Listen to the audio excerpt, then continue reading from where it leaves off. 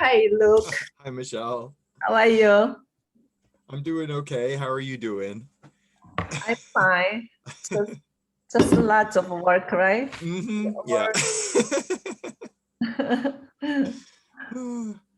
Yeah, just trying to stay on top of everything. Yeah, yeah.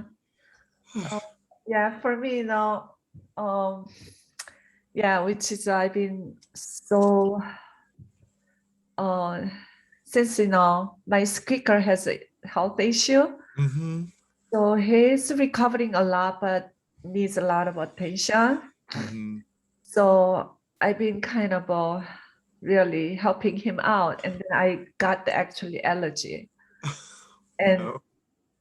I have a severe coughing.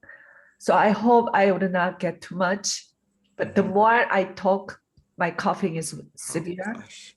So I have to really do quickly in the beginning. So Mhm. leave it all up to you guys. Okay. So anyhow, is that the kind of a share screen is working? Let me. I see the button. I'll test it just to make sure real quick, just to see to make sure it works. So if I go to share screen and I go to slides, and yeah, you can Because see. there's a multiple things. Okay. Yeah, are you seeing the presentation on your screen? Yes. Okay, awesome. Yeah, that's Okay. good.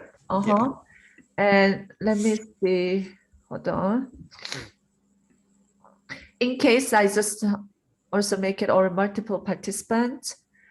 And is there anything I should set the things? Anything? Chat one. Yes, there. Mhm. Are you recording? I think It's automatically. it's automatically recording, it looks like. Yeah. Okay. Okay. Let me also do the screen sharing. Check. Mhm. Did you see? Yep. Hold on a second.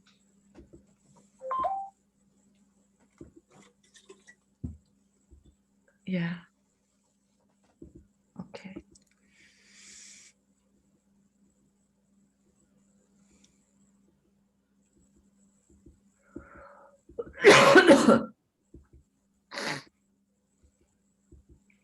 Okay. Sounds good.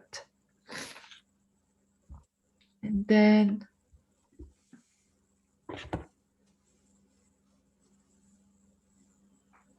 so each person 6 minutes, but however for you 12 minutes. Mhm. And stop sharing. Hi, Rosemary. Hello.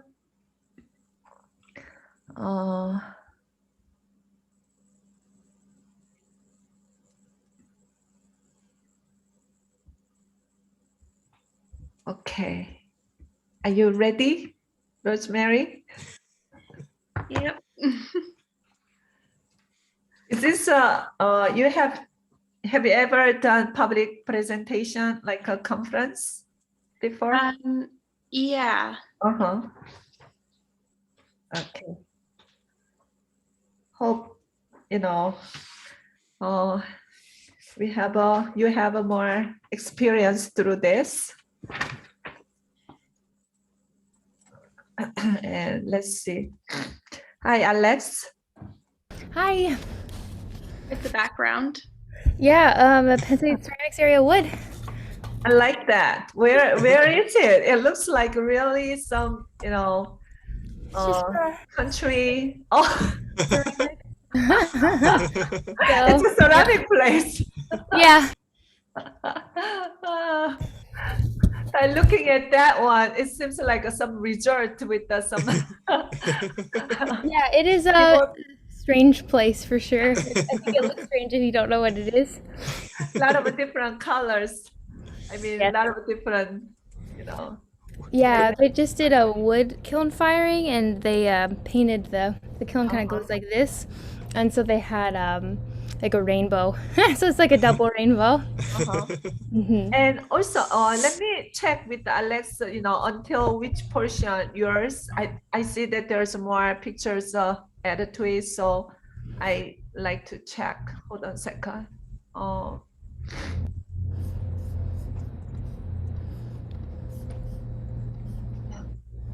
You all see right Hmm. now your portion, and particularly I'm gonna make it into the presentation mode. So I'll do this, and I'll do this, and then I probably briefly, saying, so our first project, listening to indigenous as and then departure of the project. That's what you're going to study. Okay, and then Penn State is. So I have a question. So if I'm starting it at departure, I'm just confused. It's like departure from what? So what is the departure? Even I put the title there. How this is something you may say, how our project listening to indigenous are emerged. Oh, okay. So that from our conversation on Penn State, which is the, we thought about the land that we choose for this project. So we Mhm. thought about Penn State. Mhm. That's what, you studied out. Does Mhm. that make sense? Yeah. So when I open it, you don't, you don't have to say, you may say, so our project listening to indigenous emerged from our, conversation on where we could choose for this project for land. So that's what we choose, the Penn State, which is the land grant university, blah, blah, Okay. And then, Okay. Yeah, so on let me see. and then you add this one, right? Yeah, I had yeah, so I added this slide with the information about the land grant and like what is the land grant. So I did that. Is this also your part or? Yes, Okay. I think. How about this is a easy part? Mhm. Okay. Easy, easy, easy. This is easy. And then this is rosemary, right? Mhm.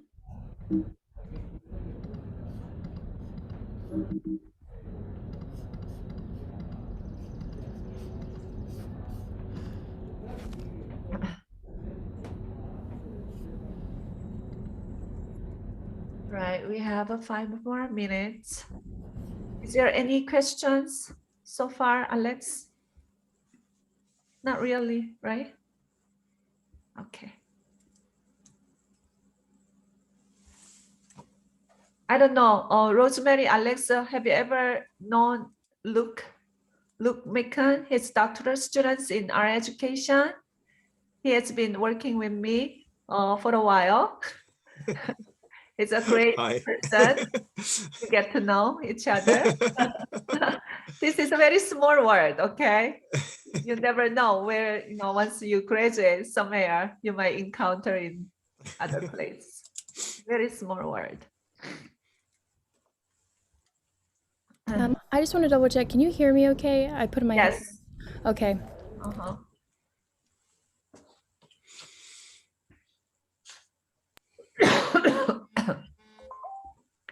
Okay. When I notice you the time, I text you, right? I text you like a 5, or I text you just number 6, okay? Is that kind of maybe it can ringing you so that you might kind of, okay, this is 6. Hi, Easy. Hey, sorry. I was when I first tried to enter this one, it acted like it hadn't started. And then so I went to the main room, seeing if that would work, and that acted like it didn't start. But this time, this one let me in. So sorry for the delay.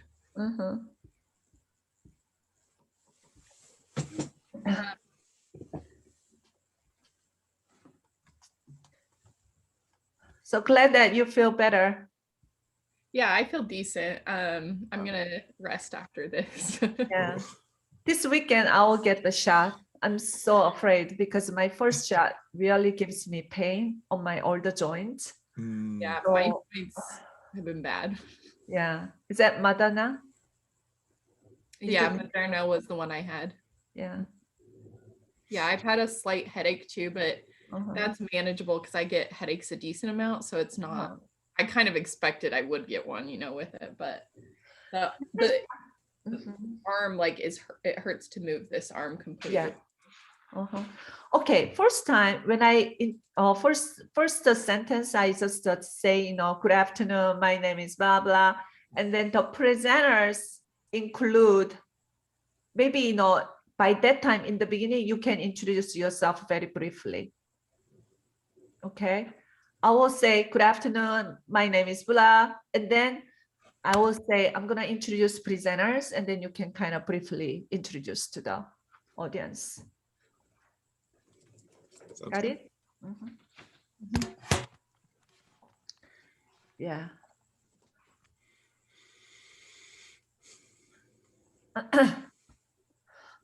I don't know. I am just having a lot of asthma and cat allergy going on. My coughing is really severe. I'm not sure if even the vaccine they allow me to take or not. They seems like last time they asked whether you have any cough, any uh,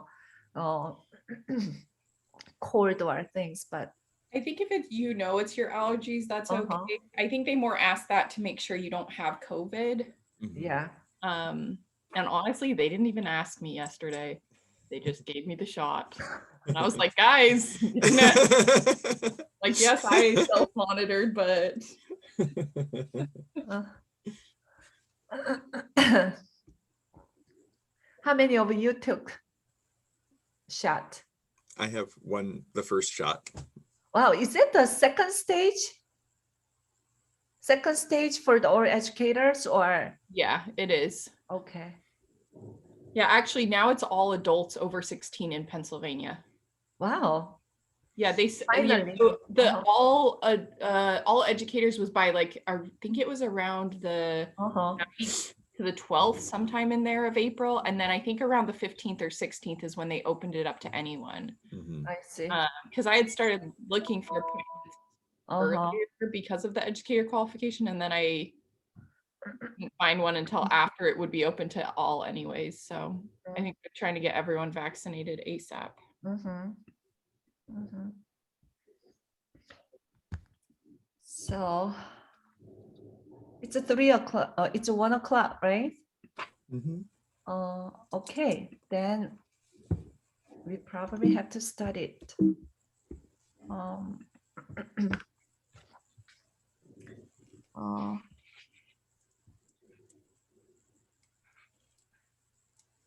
Good afternoon. I am Michelle Dimitriadis, Faculty of Art Education, Women, Gender, and Sexuality Studies, and Asian Studies. Our presenters are here, and would you introduce yourself briefly?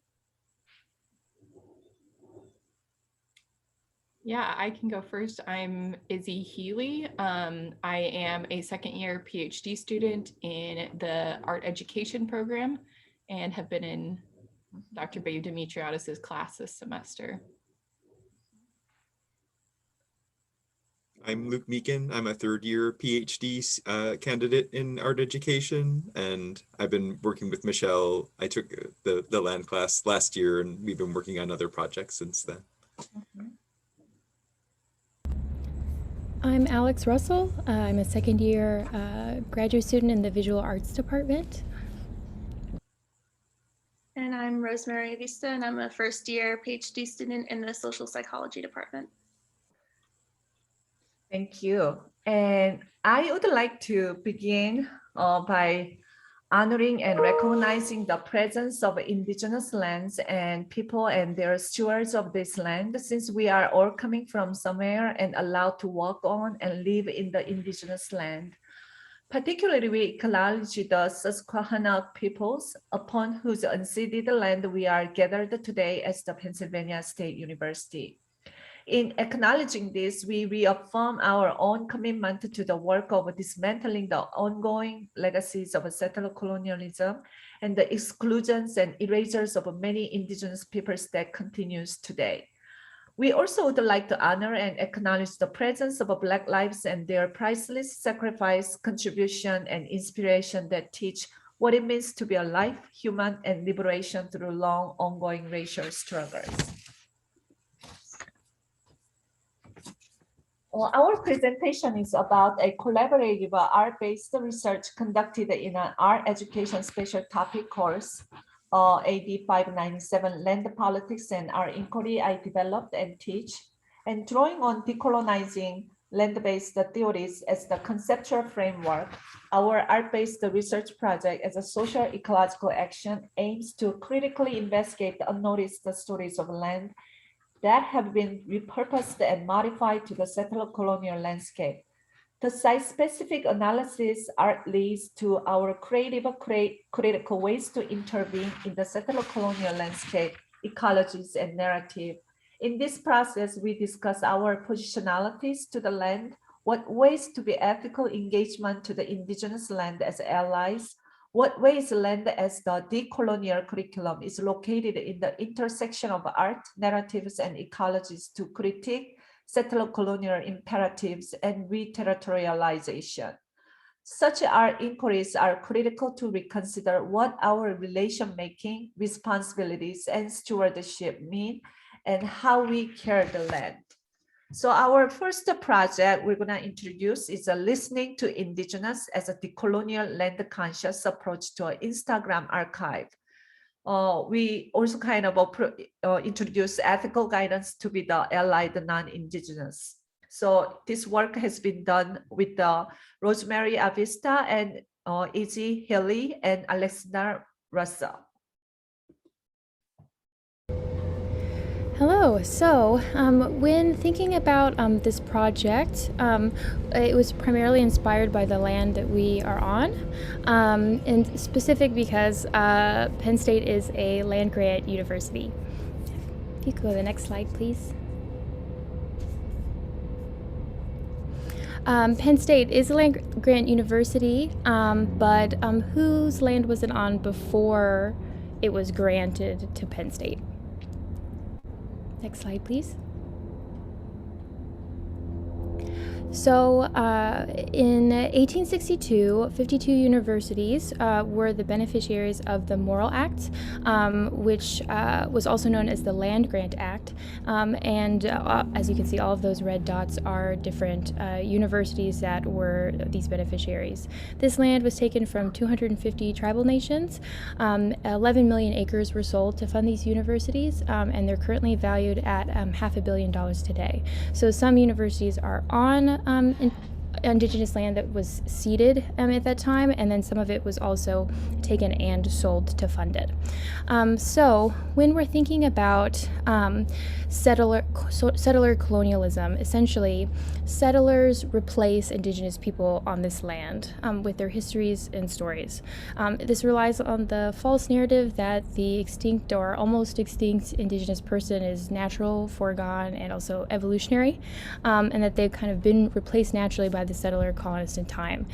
So this is particularly evident in Penn State's information about the history of the campus, because the school is presented as starting at the point of land acquisition, but it doesn't recognize any history of whose land it was before they took it, and it's generally discusses like the land was sold by somebody who lived in Belfont, when in reality the story is a little bit more complicated.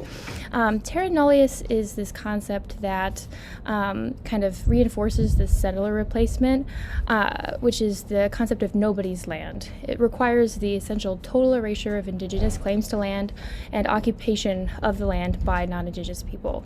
So in this way, indigenous peoples become ghosts or presumed extinct in areas that settlers stake their claim, essentially, and if indigenous people aren't there when settlers do arrive, it's usually because prior to that they were forcibly displaced or or murdered.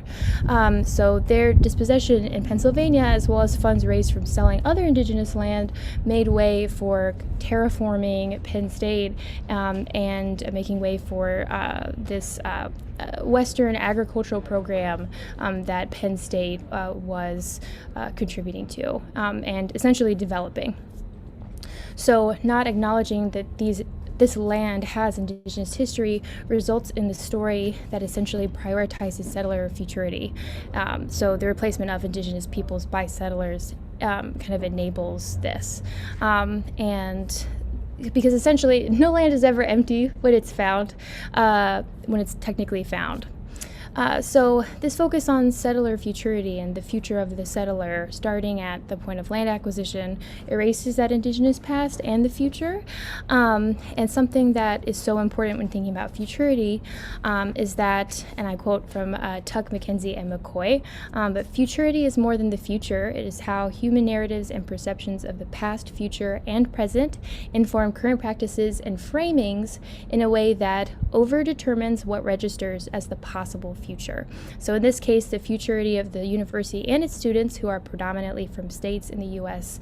like Pennsylvania and New Jersey that have no federally recognized tribal nations, essentially they replace the futurity of indigenous peoples on this land.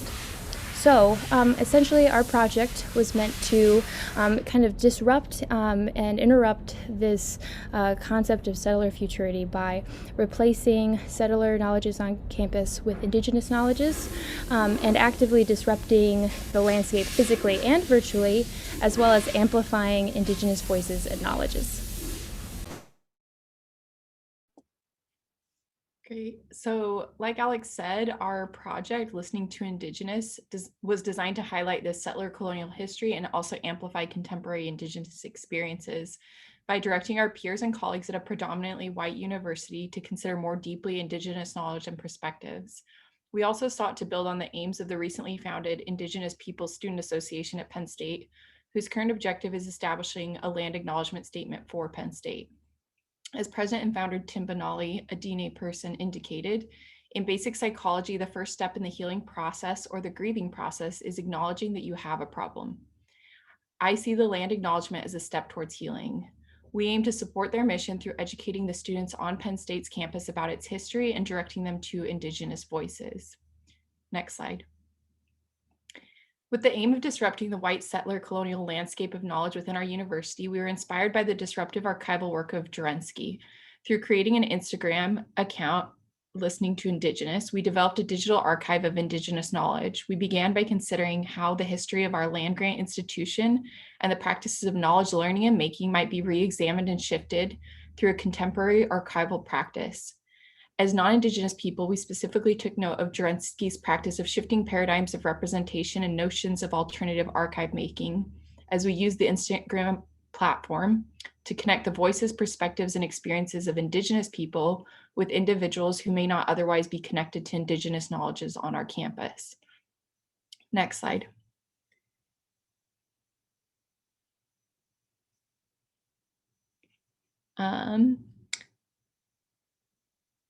We also were using critical archival studies to recast and use it as an emancipatory approach with the ultimate goal of transforming society and empowering the historically marginalized and displaced communities.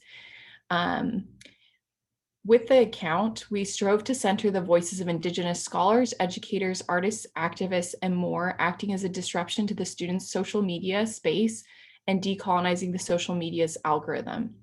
Through the voices amplified on the account, we question traditional paradigms of what is considered legitimate knowledge and encourage engagement with Indigenous knowledge. We did not want the lives of Indigenous peoples to be relegated to history and to thus reinscribe misconceptions of Indigenous experiences. As a result, through incorporating the perspectives of contemporary Indigenous activists, educators, scholars, and artists, we sought to not only bring out history, which has been erased through white settler colonial narratives, but to emphasize the present day perspectives and realities of Indigenous peoples and encourage Indigenous ways of knowing. These are some of the posts that we have made and reshared thus far. They include quotes by Indigenous scholars that help to explain in accessible terminology, decolonization and settler colonialism. There are book recommendations by Indigenous authors for further exploration and education. We highlight our new Secretary of the Interior, Deb Haaland's confirmation speech, whose nomination was monumental in decentering settler colonists and centering Indigenous peoples and Indigenous sovereignty. We also amplify the work of Indigenous artists such as James Luna, who is known for challenging the representations of Indigenous peoples in museum spaces and the commodification of Native American imagery. We also highlight contemporary artists and influencers such as James Jones, or Notorious Cree, as he is known by his followers on social media, who through dance seeks to educate on the effects that settler colonialism has had on Indigenous erasure. Another contemporary artist is the photographer Matika Wilbur, whose multi-year national photography project seeks to accurately portray the imagery and oral histories of contemporary Native Americans from each of the 562 federally recognized tribes. The Instagram handle of our digital archive, Listening to Indigenous, conveys our project's position and intention. We are not Indigenous people, and this is not our land. The content on this account is not our own, but instead is content from Indigenous scholars, artists, creators, and advocates. We invite and encourage listening by others to make visible what has historically been made invisible. You can go to the next slide, that's fine. Prioritizing listening indicates a required mindful responsiveness on the part of the listener. Instead of just hearing what is being said by Indigenous peoples, we are listening with a willingness to change, a willingness for our perspectives to shift, and a willingness to respond rather than remain idle. Through creating this decolonial archive, we disrupted the intellectual and digital space of the students. We also did this through disrupting the physical space through creating masks. You can go ahead and go to the next slide. We chose face masks as our medium for several reasons. Their relevance during the pandemic, we determined, would make it more likely that the project's life would extend beyond our interaction with those to whom we distribute. We also felt it served as a symbolic silencing of the colonizer voice in exchange for the voices of Indigenous peoples. Through these masks, we sought to intervene physically in the space. In exchange for following the account, the students received a mask. As followers, the Indigenous voices, through our periodically published content, punctuate and disrupt their virtual space, a repeated call to attention and reminder of the colony's place the students occupy. The mask works in tandem with the digital as a physical object that then punctuates the land and intervenes in the settler landscape even after distribution.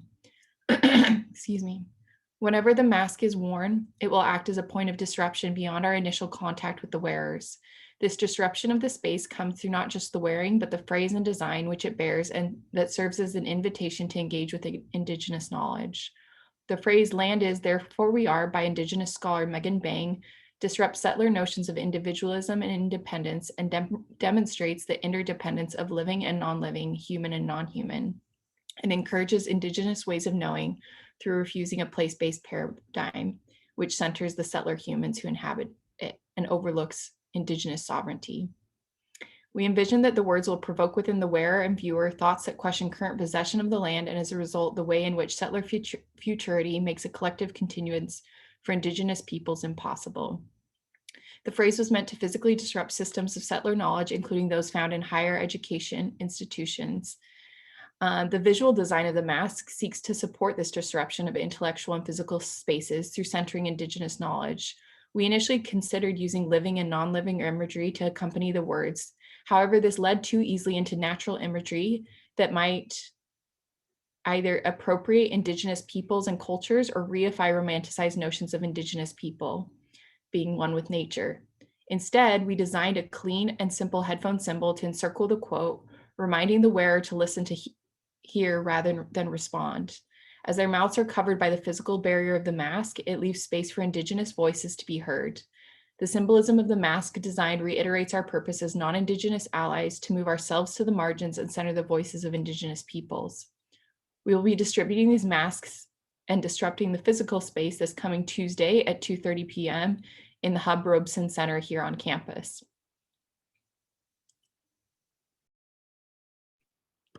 So here you can see our process for creating and carrying out this project. And as you can see, it's not a linear process. And at each step, we really incorporated and built on and engaged with previous steps. And this reflexive and nonlinear process was absolutely key for this project to come to fruition in the way that it did. So to start with, as we navigated the complex theories and ideas related to land politics and decolonization, In order to do this project, we also had to engage with our own identities as non-Indigenous allies. It was critical that we first and foremost acknowledged and kept at the forefront our positionality as non-Indigenous settlers and as students and faculty at Penn State. However, this practice of acknowledging our identities as allies has gone beyond simple acknowledgement, and it has been a continuous and reflexive process that has involved learning about Indigenous ways of thinking about land and also unlearning and decentering our default settler colonial framework. So in order to do this learning, we spent the whole semester and the entirety of this project engaging with Indigenous scholarship and art to further our understanding, and along with this, recognizing our privilege to be in the position as graduate students to have the education and resources to engage with these knowledges. And further, reading, reflecting on, and discussing this literature and art gave us a better understanding of our own privilege and our own biased thinking about land and place and how it really is implicit in everything that we do. So the more that we engaged with Indigenous knowledges, the more we had to resist our training as academics and as part of the settler colonial framework of academia. Specifically for this project, we had to resist our training to be knowledge creators. For example, after choosing face masks as our art medium, our first instinct was to come up with a phrase that captured Indigenous knowledges and all that we had been learning through our engagement with the literature and art. But we came to the realization that it wasn't for us to compile the voices of these authors and artists to create something new. So we went back to the literature that we've been engaging with, which is how we came up and chose the quote that we ended up with. So we also needed to resist our training to step into this project as authorities and as saviors of the oppressed. And we continually repositioned ourselves in this project so as not to speak for or even try to represent Indigenous peoples or knowledges. The goal was never for us to give a voice to Indigenous people. They already have a voice.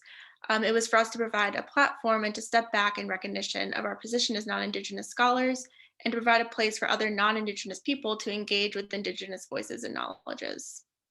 And so at each step of our project, we had to hold each other accountable to these pitfalls by first identifying them and then also again identifying our privilege and the inherent power dynamics of knowledge consumption and dissemination.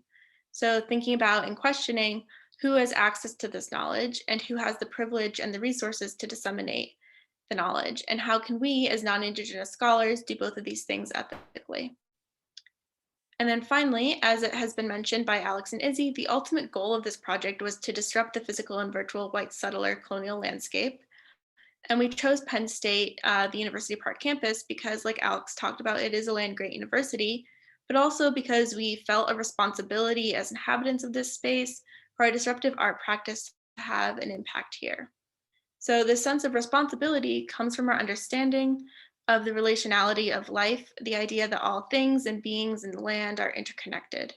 So knowing that we're part of a larger web of connections, we know that our actions affect the world around us, even if in small ways.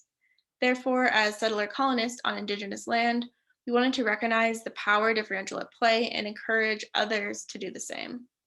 And our project aims to engage non-Indigenous students, faculty, staff, and visitors at Penn State through our mask distribution and our ongoing Instagram archive. The masks and Instagram archive are meant to magnify Indigenous voices, but to do this, we again had to decenter and deprioritize our own voices. We really tried to remove ourselves as much as possible. And often when you think about a researcher trying to remove themselves from research, it's with the aim of objectivity, but this really wasn't our aim. We know that we can never be objective. We each have our own standpoints and biases that color everything that we do, and these can't be fully removed. So so through the process of acknowledgement and engagement and resistance, we were able to step back and to encourage our audience of other settler colonists to also step back and listen to Indigenous.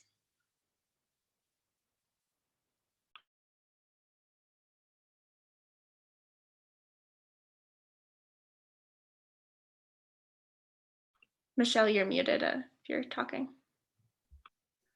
All right, so we are moving into the second project by the Luke Mikan. And Luke, are you ready to screen sharing? We cannot hear you. Yes. Okay. Yeah, I'm ready to go. So we're gonna take a question and answer at the end of the presentation, okay? All right, so yeah, I'm Luke Meegan, like Michelle was saying, and I wanted to share about the Lederer Park Placards Project, an arts-based intervention in the colonial curriculum of American public parks. So there we go. The Lederer Park Placards Project was developed by 3 student artists. You can see us on the right there, Sungrung Liu, Chelsea Borgman, and myself, in response to a prompt by Dr. Beda Dimitriadis to make a site-specific public art event drawing on critical place and land-based inquiries to uncover stories of public places. We were all relatively recent transplants to the State College area. So in our initial kind of like selection of a site for intervention, we drew on places that we had managed to establish meaningful patterns or connections to in our time there. Lederer Park stood out initially. It was a site where Chelsea regularly walked her dog, and it kind of commanded our attention in part because it featured one of State College's few public sculptural monuments, this statue of the park's namesake, Lucy Lederer. And our initial discussions and framings of the site focused on the statue of Lucy and the way the visitors of the park interacted with it, often dressing the statue up or putting items in its hands. And we observed that the material qualities of the monument, its size, its aesthetic style, and its placement close to the ground, invited interaction in a way that many figurative monuments don't, by eschewing traditional masculinist, military, and heroic monument traditions.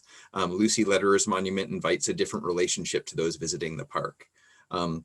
And while this initial line of inquiry we were following had some degree of criticality to it, we realized in our discussion that it didn't really trouble the presence of this monument to a white woman on the land. And it also kind of took for granted the presence and activity of the settler colonizer locals in the park who were interacting with this statue, and it didn't trouble those behaviors either. And so this line of inquiry kind of tacitly affirmed a settler colonial presence in the park. Our avenue of inquiry changed pretty significantly during one of our field visits to the park when we noticed 22 more modest monuments throughout the park. These were small bronze placards dedicating trees to various State College residents. All of these placards featured Anglo settler colonizer names. And the quiet ubiquity of these placards in the park and the way they more thoroughly claimed and named the land for white settler culture than even the statue did, kind of activated for us connections to indigenous, critical race, and post-human attitudes towards the land. So we started looking into local histories of place, and initially we were digging into the settler-penned history of place, looking at the history of Lederer Park and of Lucy Lederer's role in this history. Lucy Lederer was actually an art educator. She was a graduate of Penn State here in the State College area. She taught art from 1914 till 1918, at which point she married a real estate developer and future State College mayor, Eugene H. Lederer. And in their capacity as real estate developers, people whose job is literally to take land and render it into property, they played a significant part shaping the character of State College as a colonized place over the course of the 20th century. One thing they did was extending the limits of the State College borough through the development of the Highlands, a neighborhood characterized by the intentional deployment of European architectural styles such as Colonial revival. We also collaborated with a number of national fraternal organizations and established 24 mansions to house Penn State fraternities, granting these organizations substantial land claims that persist to this day. And Lucy's son, Eugene W. Lederer, was also an artist, a local artist and a lawyer. And in 1986, he donated the land adjacent to the Highland neighborhood that would become Lederer Park. And in 1996, he actually sculpted that statue of Lucy that was erected in the park. And the fact that the Lederers were a family of local artists kind of highlighted for us the ways that art practices and art objects can and have been leveraged to assert white claims to property, right? This is reflected in Eugene Lederer's installation of the statue of Lucy on the park land, which asserts the white settler name and claim to the park. And more generally, right, the letterers framing as artists and philanthropists in memorials and in local news stories throughout the second half of the 20th century. That likewise rhetorically leverages art practice to render the letterers creators of culture and place rather than settlers and seizers of land. So having kind of critically investigated these settler histories, we wanted to trouble those by attending to counter narratives of history, particularly those voiced by indigenous people from whom this land was stolen. It was unsurprising for us to find that none of the placards in Letterer Park, nor any of the textual settler histories we read of the development of State College and the letterers, right, mentioned the Susquehannock people who had resided on this land before the presence of white settlers. No mention was made of how their numbers dwindled into the hundreds and then into the tens due to settler-borne disease and violent displacement, nor how the final 22 members of the Susquehannock community were murdered in 1763 by a racist vigilante group called the Paxton Boys. And by erasing indigenous histories, the theft and murder of that's entailed in rendering land into white settler property is elided, right? And it's crucial, this holds just as much for public property as it does for private property, right? The parks are cloaked in a kind of democratic rhetoric, but they are still on stolen land. I want to acknowledge in the lower right there that text, Ghost River, is a fantastic graphic novel history written and rendered by an indigenous scholar and an indigenous artist with free PDF and online kind of multimodal multimedia versions for educational use. The writer is Dr. Lee Francis IV, who's Pueblo of Laguna people, and the artist is Weshayot Alvitre, who's of the Tongva people, and it's a pretty incredible document. So we, as a group, decided on replacing the placards with a series of disruptive prompts. These prompts would be designed to encourage anti-colonizing actions, including unsettling reflection, disruptive performance, and boundary breaking. By prompting learning through action, we aimed to combat traditional Western conceptions of knowledge as disembodied, linguistic, and abstract, and bring more focus onto embodied modes of learning and thinking through doing. We also wanted to replace the settler curriculum taught by this public place with a curriculum encouraging critical reflection on settler assumptions about places. And generating all these different placards allowed us to use a few different theoretical tools to trouble these assumptions. One of these theoretical frames were explicitly decolonizing frames. These were designed to unsettle settler colonizer assumptions of place and senses of entitlement to place. It was also designed to trouble the concept of land rendered settler property, including, again, public property, which uses democratic rhetoric to whitewash colonial theft of land. Two examples of placards from this frame, or on the left, it's a pretty wordy placard because it names the 22 final members of the Susquehannock tribe who were murdered in the Conestoga massacre, and prompts the reader to reflect on the absence of those names from the placards that are established in the park, and reflect on how their visit to the park, their presence to the park might in some way acknowledge that absence, right? And on the right is a kind of puckish provocation that shows a map of indigenous presence on what is now called the eastern part of the United States, and prompts the reader to pick a direction and just start walking until they're not on stolen land anymore, and tells them to consider packing swimwear or sturdy hiking boots for the trip. Another frame that we looked at were critical place frames that highlight the endemic and tacit claims of white property, which maintain racial injustice. In addition to our historical research, we looked at contemporary demographic, census, and property values of the land around Letterer Park, and discovered it's not quite as democratically accessible place as its rhetoric as a public park might indicate. We also wanted to trouble concepts of white property, private property, the policing of property boundaries, and the exclusion of racialized and other marginalized bodies from the place. So the placard on the left prompts the reader to travel east until they encounter the chain link fence that separates the the country club that abuts against the park from the park and encourages a number of increasingly daring and increasingly illegal interactions with that fence. The prompt on the right is another kind of puckish provocation that explains how if the public place of the park were distributed as private property to every resident in State College, everyone would get a 5 foot by 5 foot square, and it provokes the reader to spend the entirety of their time in the park within this 5 foot and 5 foot square and quote, relish or rue your sovereign space. So I guess the intention of that prompt is to sort of render ridiculous the notion of private property.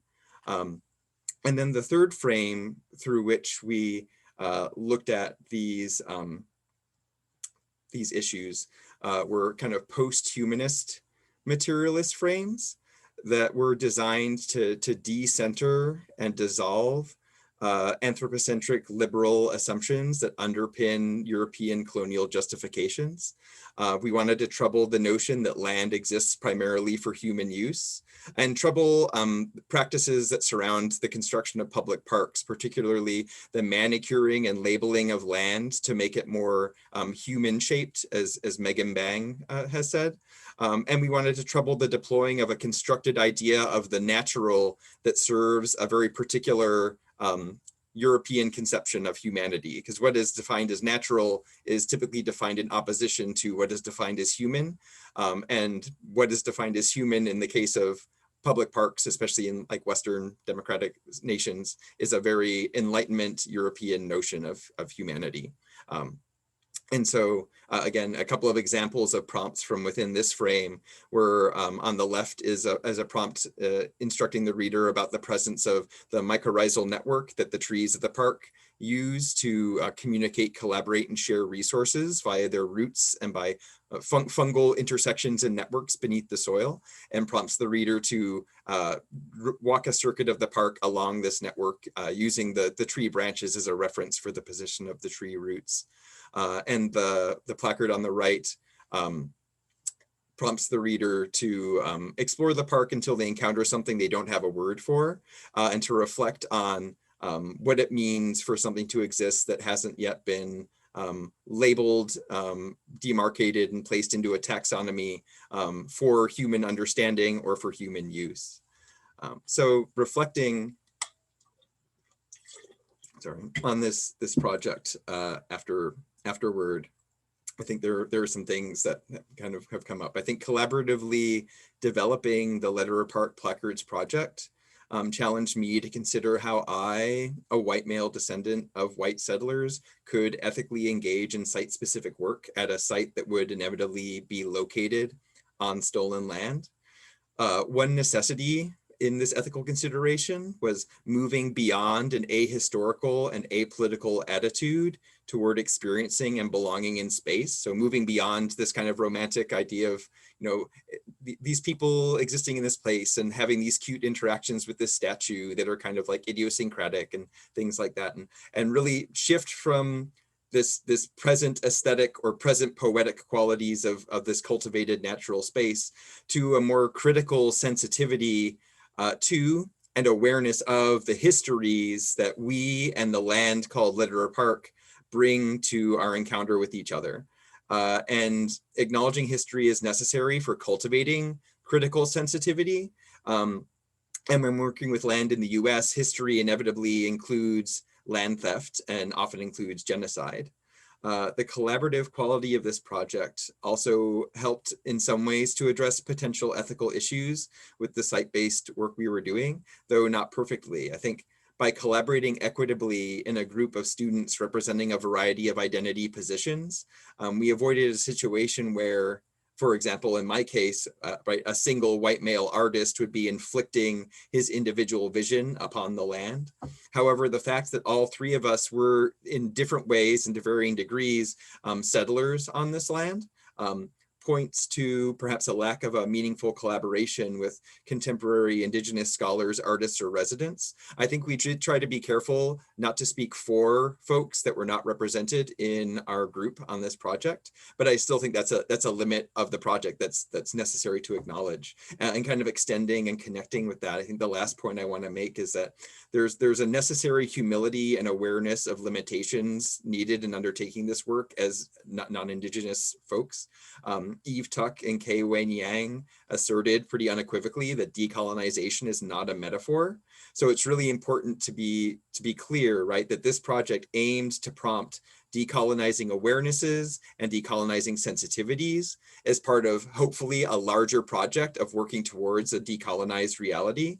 But at the end of the day, stolen land was not literally returned to its owners, right? So we can't congratulate ourselves for like decolonizing the park. That's not an end that we achieved with this project, and it would be insincere to assert that. So yeah, we're doing the work, but we have to be realistic about what work we're doing, and not speak for folks whose work we might pretend that we're doing for them. And that's the Letter of Park Blackbirds project.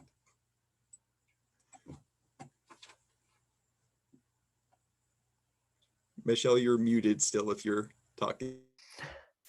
So we did a pretty speed up actually, and finished the 138, but now we open to the question and answer. So it's great that, thank you, Ms. Ava Morgan. And I don't know if you don't mind, we like to see you here too. And which is we kind of each other maybe ask a question and answer, and we might have a more further conversation here. Ava mentioned that great project. Both presentation use the language of traveling as a type of methodology for these projects. Can you share more about how traveling as a practice informed your reflexive and critical engagement as a scholars? Have completed your project, how might you further travel what you created, produced?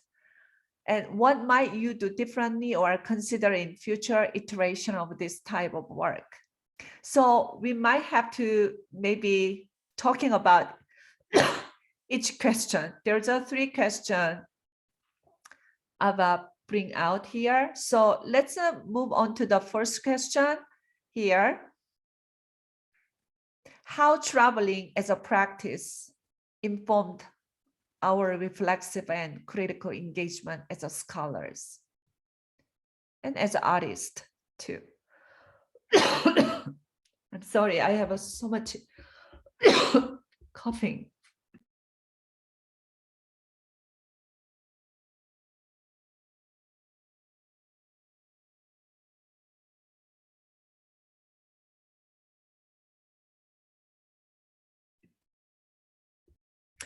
Actually, first of all, traveling is without knowing about what traveling for what is the object of the traveling. So, which is from the decolonization perspective. Even our education we received from K through 12 and 16, and even now college, really Western-based education. And then that Western-based education is naturalized, so that we kind of oftentimes feel that other knowledge is not attractive, other knowledge is not necessary, essential. In that sense, we try to kind of choose this more indigenous perspective, and also, this decolonizing ideas, which is we think about indigenous ecology, indigenous ways of epistemology and methodology, and where's the indigenous knowledges here. So those are something we bring out here as a traveling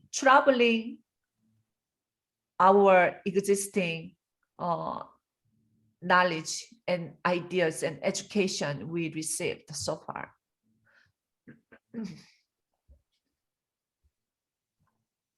I think one component of our troubling was this constant reflection on why, and considering why we're wanting to do what we're doing, what larger impact will it have? Because at first we were considering maybe doing more sort of an installation of sorts. Like, we went through many iterations before we got to the face mask, and so much of it wasn't sustainable and wasn't respectful to the land, that it was a disruption, but in a way that would be, I know there were fears of causing damage to the land or damage to the plants, and recognizing and acknowledging that would just be continuing settler colonial ideas about us having a right or a ownership of that space, or us having domination over that, instead of acknowledging and trying to adopt the indigenous theories of this interdependence. And then also, Alex can probably talk a little bit more about this because she's the one that ended up doing the design. But as we were generating ideas for our design, it was very much more going in natural direction. And Alex, through her questioning, kind of was like, actually, guys, this is becoming problematic. Like, me as the designer, as I'm coming about trying to do this, I feel like it's starting to then like reify notions of this being one with nature within indigenous peoples, and it's not fully representing, and in a way it's us putting on this mask of being indigenous, like that we don't have a right to choose how to represent them. So instead we stepped away from trying to represent them through our design and making the design independent of indigenous peoples. Yeah, I think it can be tricky when approaching it, because you know, we want to like interject and disrupt a certain space, right? But we also like have to take a step back from our interpretation of it, right? So otherwise that would be troubling if we used our own perspectives while trying to share indigenous perspectives. So that's why the whole Instagram, all of the captioning is only based on either like summarizing to make the content more accessible, so it's not just simply like reposts of captions from other people's pages, or you know, even in the mask, right, like we kind of stayed away from trying to interpret anything and making like any kind of design that would indicate that we were interpreting indigenous people or perspectives to be any kind of way. So instead we only use a quote because then, you know, it totally removes us from the situation. The only things we're choosing are really colors and fonts when it comes down to it. So that really makes like us take a step back too, which is a very different way from normally making. I feel like normally when you think about writing a paper, it's all about your thoughts and connections to the material or the research that you make. You're trying to find all these connections and explain your particular take. And our take is that our take is that we're disrupting by not having a take, in a way.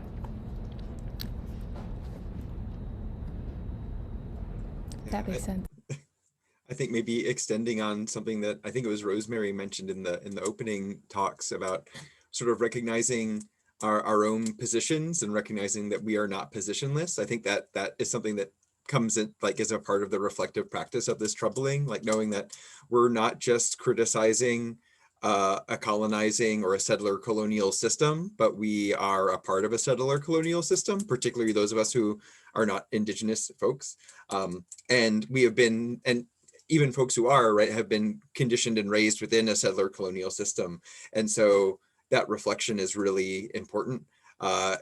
Constantly second guessing yourself, because you know, instincts are not natural. They're learned and acculturated. Sensitivities are not natural. They're learned and acculturated. So like the first things you notice, or the first things that occur to you, the first things that seem like the natural like next step need to be really carefully examined. And I think in a similar way that y'all iterated through the mask designs when we were figuring out this placard intervention, like one of the first like possibilities that presented itself was simply displacing the settler names, because there were 22 placards and there were 22 names of victims of the Conestoga massacre, and there was like a initially satisfying kind of one-to-one correspondence of let's displace these names and replace them with these other names. But we kind of recognized that that was pretty clearly like reinscribing and reifying settler modes of monument making. That was like, let's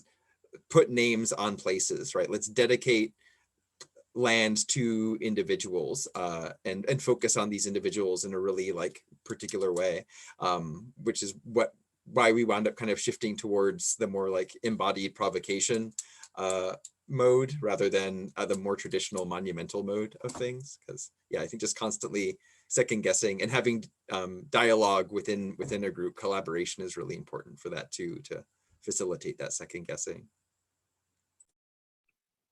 And something that Luke mentioned with the you know, the instinct and second guessing your first choice, I think also being really self-aware when you're engaging with different material, where those points of contention are and where you feel maybe uncomfortable, or you're pushing back on what you're reading, or you're maybe disagreeing, or not quite, you know, buying in, or whatever you want to call it.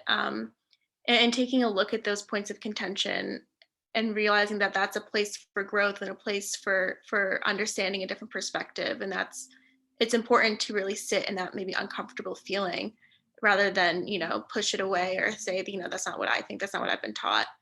And that's something that you can, you know, carry through in any project that you do, with any literature that you read, is just really being okay with being uncomfortable. Yeah, particularly this kind of a way of looking it's really negate what we usually practiced, what we usually think this is the things, the knowledge. It's really entirely negate. We are going back to the looking at the where this coming from, which is where is the erased and absence. It's a really something more than just going beyond the settler colonial politics and settler colonial knowledge. That's the part is really troubling. Even, you know, even in the reality, even when you're going to the even politics, there's a lot of a left wing, which is more democratic party and, you know, more progressive education produced. However, it is more than just the progressive ideas.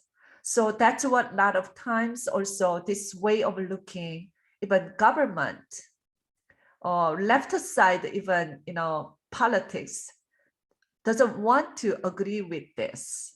That's what indigenous people still fighting against this law, because making law and this enacting law is already against this settler, I mean, this indigenous land issues. So, which is not just only traveling of this is the project of traveling. We are traveling of travelings. So I think also Eva asked about, you know, how might you further travel what you created or produced? How might you do differently from this in the future, your work? I have some thoughts on the final question, the what might you do differently to or consider in future iterations of this type of work. I think it's come about the past week or so as we've made our social media presence live, and it will be interesting to see what happens after distribution as well. But I know each of us have kind of shared it with our various like social media communities, and we've gotten some followers as a result of that. But looking at considering the percentage of people that viewed those stories or viewed those posts that we did and how many chose to follow, it makes me consider these ongoing discussions there are in the world about these echo chambers and how we place ourselves at times in a space where we already think or believe in a particular way. And so my question is kind of how can we disrupt even those spaces? Because if if the only ones who are choosing to follow are people who already feel passionately about this, as do we, is it serving the purpose? Is it actually disrupting, or is it just creating a separate system but not encouraging that movement from one space to another space? And so that's kind of the question that I have for future consideration, and I'm not really sure how to approach that or what will be most effective. I think if I had the answers to that, I would be able to make great changes in the world. But I think that's one of the big things that's I've been reflecting on as I've seen the beginnings of our social media interaction engagement. Yeah, I definitely agree with you, Izzy, and I think that the fact that we're physically disrupting places too, and getting people who may not normally follow or stop is definitely important. And like currently, the people that we have who are following us obviously have already followed us individually, so it's definitely, I think that because we are going to be disrupting physical space as well, I think that's going to really show like a lot of change, like in who is following us perhaps, or who continues to, because it's very tricky with social media because of the algorithm, right? You will always end up being lumped in with people who have similar interests as you. But I know for me personally, all it took was like 1 or 2 posts about decolonization for me to go, what is that, in a non-educational setting. So hopefully that does the same for at least a couple other people, because it's very tricky, right? Decolonization is a very, very big topic with a lot of nuance, but you can't start learning about it if you don't know about it at all. And just surveying people that I know personally who are typically very left-leaning individuals, I ask them just a question like, when you think of settler colonialism, do you think of it happening in the past or in the present? And I'd say 2/3 all thought about it in the past. And so that's why it's just so important that we keep showing up and troubling the spaces, right? Because it's going to be like a very, very long effort, but it starts with people here and there, right? Especially kind of indigenous perspective on decolonization is different than normally lots of other scholars bring out the decolonization, because decolonization, this has been for a long while. Many different group of people, scholars really bring out this decolonization. Actually, a lot of transcultural feminism, they also use the decolonization. And third world countries feminism or other scholarship is also bringing out the decolonization. What decolonize means here, what we take particularly from here is indigenous perspective of decolonization in the northwestern context. This is a very particularly settler colonialism based, which is not just only America. I think there's not just only North American. I think Australia and New Zealand is another kind of places. Decolonization is based on the repatriation of the indigenous land. Those are very different from, and then that's what I think our group understand and starting point to move on to our project. Any more question each other? What was the most challenging part when you thinking and when you're doing and designing this work? Thinking about theories we discussed in terms of the land. I mean, I think that the most challenging part, and I think this is maybe seen in, I guess, how long it took for us to get to this final product, is the collaboration part, and especially collaborating on something that none of us are authorities on or are particularly, advanced in our knowledge on, and doing this collaborative, non-linear back and forth work. I mean, with 4 people, it's a lot to juggle. And we definitely have a more rich and more full end result. but that was definitely a bit challenging, I think. Mhm.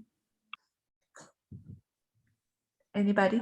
I agree. That's the exact same thought I had, Rosemary, is this project became much more involved and like expanded in a way I think none of us expected it to.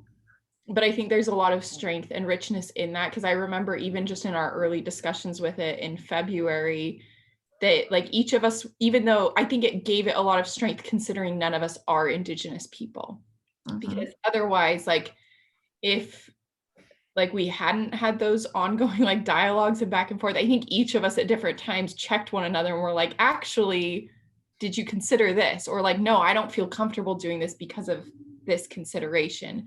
And so I think since each of us bring unique perspectives, I'm not saying that like we adequately represent or speak for Indigenous peoples, but at the same time, because of having this collective studying that we were doing together, but each of us having our own perspectives that helped us pull out and draw on particular aspects of Indigenous knowledges, that we were helping keep one another accountable throughout the process. You know, like I don't think any of us could have comfortably done something like this on our own. And I don't think what came about would have come about independently. So it was a difficult thing, like you said, Rosemary. I'm so glad to hear that you're challenging, and also kind of I'm really expecting our education. It's in a more larger context when we think about the education. Me as also kind of immigrant person, immigrant settlers coming to here. Even I am immigrant settler of color. It's much more, complexity and intersectional aspects there. American education is never much challenging. That's my perception. Always make it into the harmonized and easy way. Everything is, just the collaborative, more easy way. So it's very hard to see sometimes as a faculty and also as a student when I was a grad student, that what was the really something uncomfortable knowledge is here? That was my question all the time, because a lot of knowledge we receive is oftentimes make it always, easy and familiar and never really challenging much. Even criticism in American context seems like they utterly perceived as a attacking personal. That's the way people perceived it, rather than really taking criticism as an idea. That's the part I'm having troubling with that, how we also really uncomfortable this knowledge and actions and things as a core of education, and then we becoming more uncomfortable to the comfortable, rather than comfortable to try to make it uncomfortable. So, but what I see is that actually, even there's no such a comfortable, starting from the comfortable to the uncomfortable, I rarely see that. Comfortable to continue on the comfortable, that's what I perceive is American education. So I don't want to really hugely degrading about this, but that is what I perceived. Okay. As also partially insider, but at the same time, still there's some outsider aspects, because immigrant position is never belong to any place. Actually, even my own community never felt belonging there either. So this is something I really love to hear. I actually appreciate that you guys really feel uncomfortable in the beginning, and then take it, this uncomfortable ideas, keep working onto it to really try to understand deeper levels. That's what I appreciate. This project you are doing, and then your approach to this, and share this. That is actually to me great compliments for that.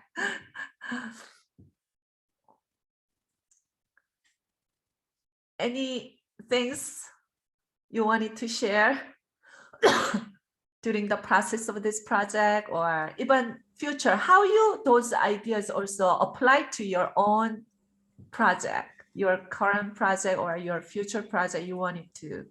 Well, I think just going off of what you were saying, I think working as an educator gives you like a front row seat of how that kind of like the resistance to discomfort happens. And I think being like, and yeah, I when you were talking about those experiences, I'm thinking about times where I've like with students introduced things that I was expecting to have a critical discussion about, and in different times have like really scaffolded towards a critical discussion, or like not done that and seen where it goes, or like gotten fed up and been like, no, this is a problem, let's talk about, and like whatever amount of scaffolding. It's amazing. Like obviously there'll be some students that are like overtly resistant to it, but more than that, you'll just see like the immense amount of cognitive labor that goes on to like wrench things into like a space where it's comfortable again, and it's not problematic, and it's like celebratory or whatever. That's like really interesting to see. And it's I think it's really important as educators not to again to trouble that and to not become comfortable, because I think a really comfortable response as an educator is to be like, kids these days, or like these kids all went to school under No Child Left Behind and it ruined their brain. I'm so lucky I went to school before that happened and I'm so much smarter. And recognize like, no, like I was schooled in like maybe not an identical era, but like in the same colonizing system, and like my outside look on the mechanisms that these students are deploying to like resist in varying ways and in subtle and overt ways, like in ways that are even like deceiving themselves, to resist this discomfort, are like mechanisms that I'm constantly deploying all the time too. And like getting to see them as a teacher, for all of us, should be like an opportunity to like become more critically aware of how we're deploying those same mechanisms, because we are all the time. Anytime I get excited about something, I have to take it down a peg. And I just want to be aware of the time, Michelle. We ended too, right? I just don't want to keep.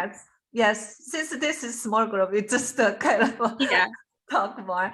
Okay, thank you for your really kind of work and your participation and your actually passion for this project, which is really, really highly, me as a instructor, I'm just so proud of you guys. And thank you, Eva, participating in our presentation. Hopefully you guys have some restful, nice weekend. Hopefully weather is back. Nice weather is back. It's a little bit chilly, right? So we will keep talking. And thanks, Ava, for being our captive audience. We very much appreciate it. Well, we have only one audience today. Thank you, Ava. However, thank you for listening our project. And also kind of definitely this project we are doing, we're gonna kind of more in the bigger places we're gonna present, different ways, so that we're gonna talking about during the class next Tuesday. All right. Thank you. Thank Michelle. you. Bye. Have a great day. Bye. Bye-bye. Thank you, Ava.